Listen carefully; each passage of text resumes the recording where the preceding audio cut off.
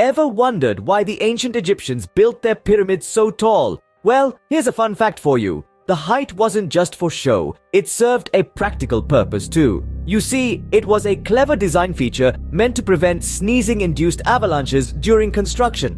That's right, a simple sneeze could potentially set off a cascade of blocks.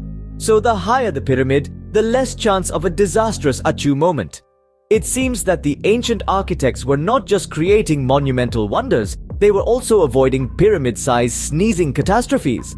A testament to their ingenuity, wouldn't you say? Now, that's a historical fact you can really sneeze at.